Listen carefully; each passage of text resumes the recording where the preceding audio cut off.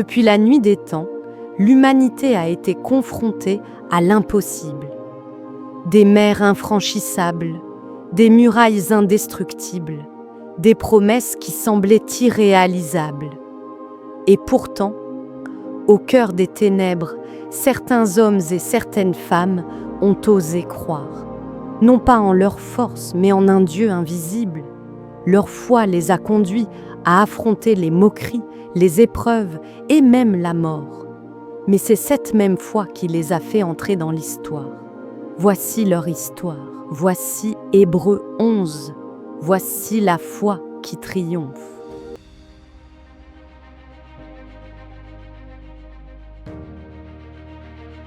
La foi n'est pas une illusion.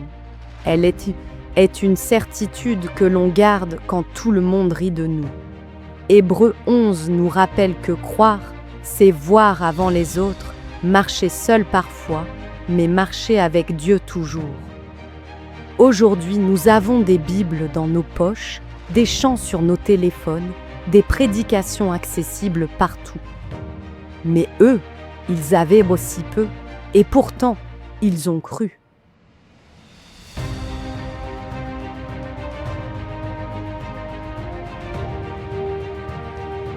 Abel offrit son sacrifice. Peut-être que ses proches se sont moqués. Pourquoi gaspiller le meilleur? Mais Dieu a regardé son offrande. Enoch marcha avec Dieu. Il n'y avait pas d'église locale, pas de Bible papier, pas de réseau social pour le soutenir. Pourtant, il resta fidèle, jour après jour. Noé construisit une arche sous un ciel bleu. Ses voisins riaient. Quel fou! De l'eau du ciel! Impossible! Mais il continua, planche après planche. La foi bâtit même quand on est le seul à comprendre. Dans un monde rempli de violence et de méchanceté, un seul homme ose marcher à contre-courant. Son nom, Noé. Dieu lui donne une mission insensée. Construire une arche, un gigantesque bateau loin de toute mer.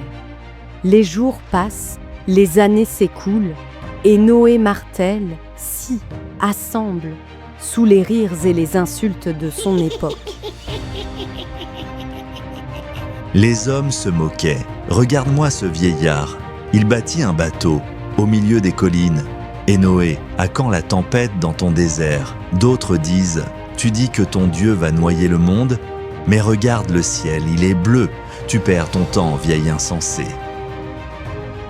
Mais Noé disait, Seigneur, encore aujourd'hui, ils rient. Je sens leur regard me transpercer, leur moquerie brûler plus fort que le soleil. Mais j'ai entendu ta voix. Et même si je suis seul, je choisis de croire. Je n'ai qu'une certitude. Ce que Dieu dit, il l'accomplira. Alors, qu'ils rient encore, moi je bâtis.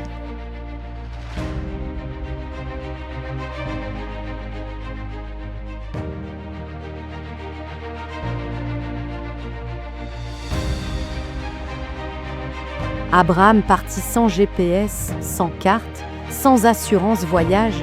Ses proches ont dû dire « Où vas-tu? Tu ne sais même pas ». Mais il marchait porté par une promesse invisible. Sarah, âgée, a dû entendre les chuchotements. À son âge, avoir un enfant, c'est impossible.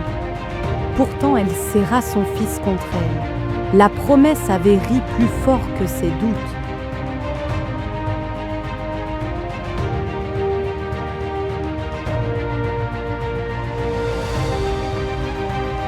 Abraham, l'ami de Dieu, un homme qui reçut une promesse insensée, devenir père d'une grande nation. Mais les années passent, la barbe blanchit, les forces déclinent, et Sarah, sa femme, reste stérile. Tout semblait contre eux, l'espoir presque éteint.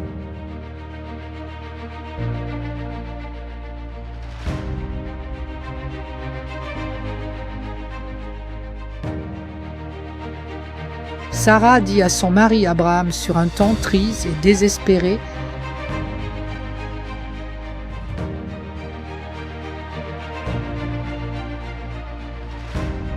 « Abraham, regarde-nous. Nous avons prié, attendu, pleuré, et toujours rien. Crois-tu encore à ces paroles ?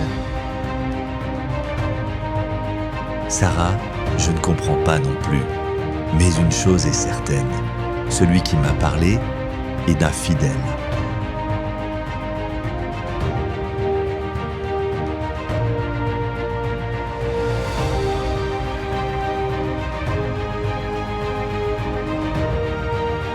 Voici comment Sarah pouvait penser en son cœur. Père d'une multitude, mais comment mon corps est fatigué, ma joie s'est asséchée comme un puits désert, parfois je ris. Pas de joie, mais de douleur.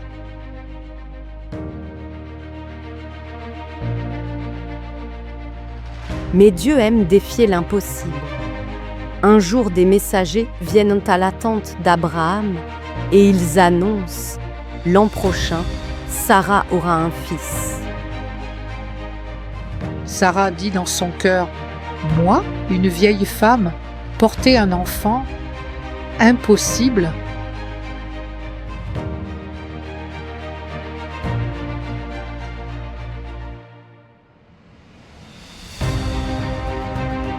Mais le ciel n'a pas besoin de nos forces pour accomplir ses promesses. Là où les hommes voient les fêtes à la fin, Dieu ouvre un commencement.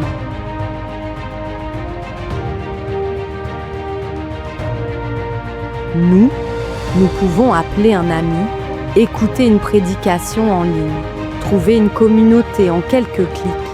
Mais eux marchaient souvent seuls, et pourtant, ils n'ont pas lâché. Isaac bénit ses fils en croyant qu'un avenir existait, même quand rien n'annonçait ce futur. Jacob, fatigué, appuyé sur son bâton, adorait encore. Que ses petits-enfants aient compris ou non, Joseph, oublié en Égypte, parlait déjà d'une délivrance future. On a dû se moquer. Rêveur, ton peuple ne sortira jamais. Mais la foi parle avant de voir. Moïse refusa le luxe du palais. Certains n'ont sûrement murmuré « Il aurait pu être prince d'Égypte et le voilà berger rebelle ». Mais la foi choisit l'Éternel plutôt que l'éphémère. Quand Israël avança vers la mer Rouge, derrière le bruit des sabots de Pharaon, il y avait la peur, peut-être même des critiques. « Tu nous as amenés ici pour mourir ». Mais les eaux s'ouvrirent. Ils n'avaient pas enlevé pas nos micros, nos chaînes YouTube, nos musiques de louanges. Ils avaient à une promesse, et ça leur suffisait. Rahab, femme étrangère et rejetée, choisit de croire. On a sûrement chuchoté « Pourquoi trahir ton peuple ?» Mais la corde rouge était son signe de salut. Et les juges, Gédéon se sentait trop petit, Samson avait ses failles, Jephthé son passé lourd.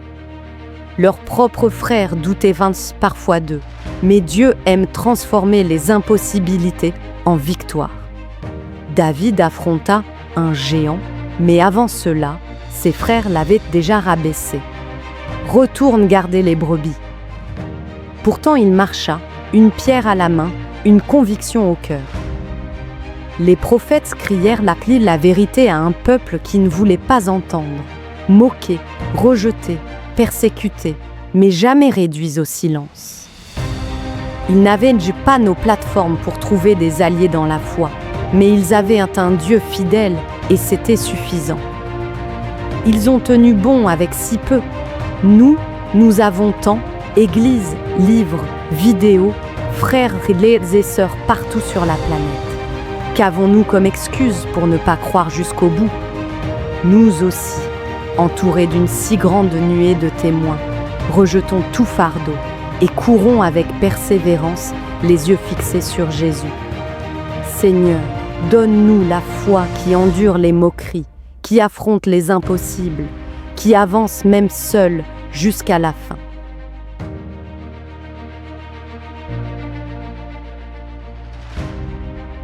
Hébreux 11 nous rappelle une vérité éternelle. La foi n'est pas une idée, ni une émotion passagère. La foi, c'est marcher quand tout semble bloqué. c'est croire quand tout crie que c'est impossible. Noé a construit l'arche face aux moqueries. Abraham a cru malgré l'âge et la stérilité. Moïse a tenu ferme devant une mer infranchissable. Et bien d'autres encore. Aujourd'hui, nous avons des moyens modernes, des outils puissants, des réseaux qui nous connectent en un instant. Mais Dieu attend toujours une chose, une foi ferme, authentique, persévérante. Car sans la foi, il est impossible de lui plaire. Mon frère, ma sœur, peut-être que toi aussi, tu fais face à une montagne d'impossibilités. Mais souviens-toi, le Dieu d'hier est le même aujourd'hui. Et si ces hommes et femmes, sans les facilités que nous avons, ont cru jusqu'à la fin, toi aussi, tu peux tenir ferme. Le monde a besoin de croyants courageux. Sois de ceux qui marchent par la foi et non par la vue. Et un jour, ton nom aussi pourra être ajouté à l'histoire de ceux qui, par la foi, ont triomphé.